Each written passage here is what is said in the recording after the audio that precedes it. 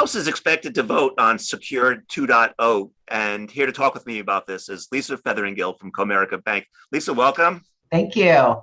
Pleasure to have you here. So the bill contains many things that will affect people's retirements, and how might they plan accordingly? What are some of the features in this bill that people need to know about?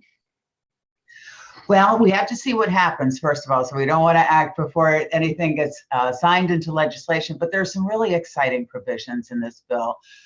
First of all, the initial Secure from a couple of years ago raised the age for required distributions to 72 from 70 and a half.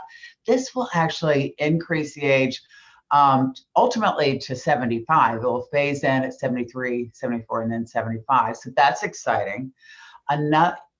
Another exciting aspect. Just a quick question on that. Right now, given life expectancy, what effect will that have on RMDs? Will it increase the size of RMDs or decrease them, or any thoughts about the impact that will have? So the RMD is based on the value of the account and life expectancy. So the life expectancy tables have to actually change in order for that to affect, the longevity.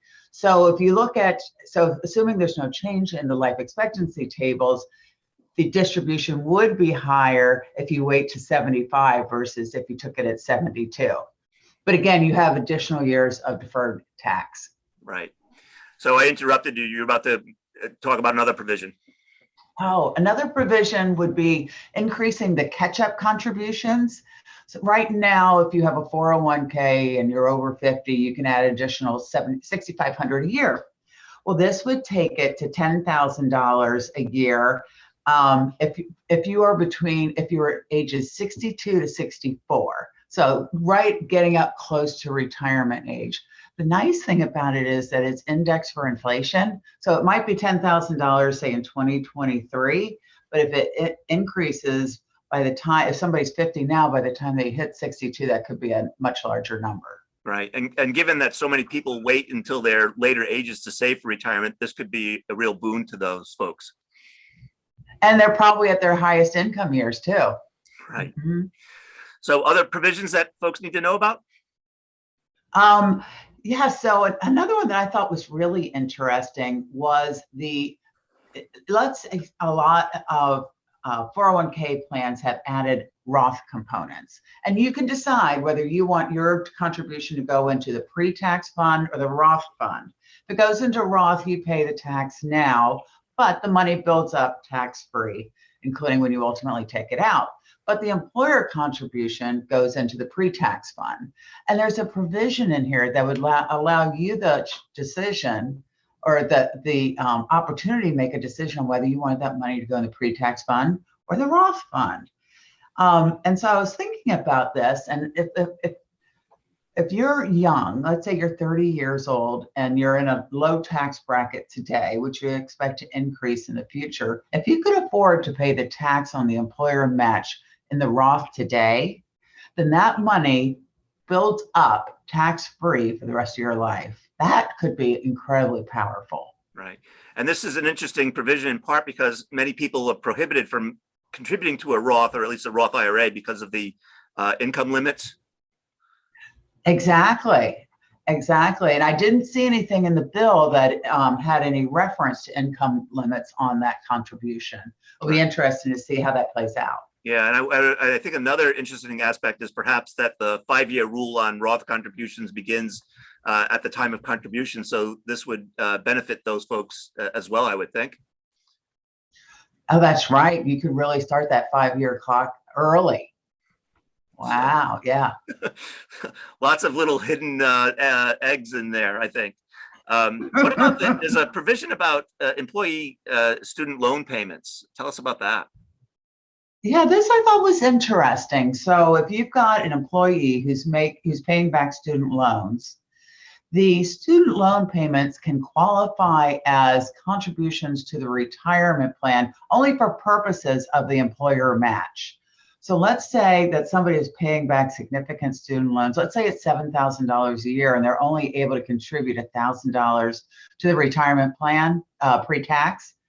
For matching purposes, it would be as if the employee contributed $8,000 to the plan that year. So that could be really significant to help save for retirement while at the same time taking care of debt from college. Yeah, that's a great provision. So Lisa, there's also provision in there for those folks who are charitably inclined. Yeah, this is really interesting. Most of my clients really like to make qualified charitable distributions, which means at age 70 and a half, you can take up to $100,000 from your IRA and give it directly to charity.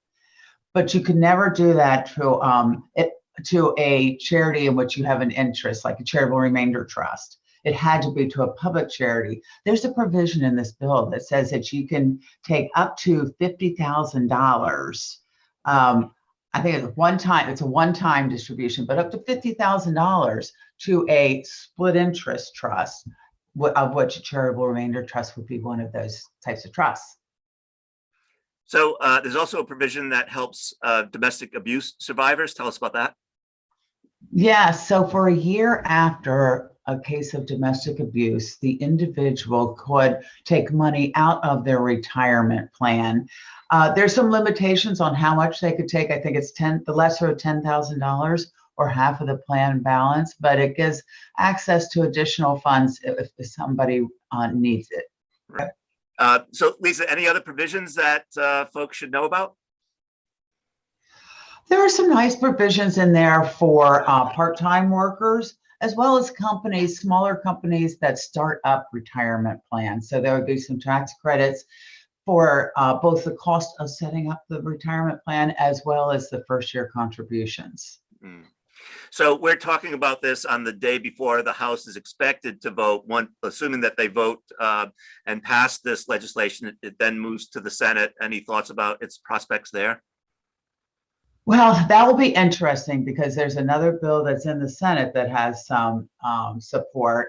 So it will be interesting to see if they combine these bills or take one up and or the other. So that will be interesting to see where this goes. Right. And I suppose as with any pending legislation, one shouldn't take any actions until something becomes the law of the land. That's right. It's got to get through both chambers of the House and then be signed by the White House. And then it becomes law. All right.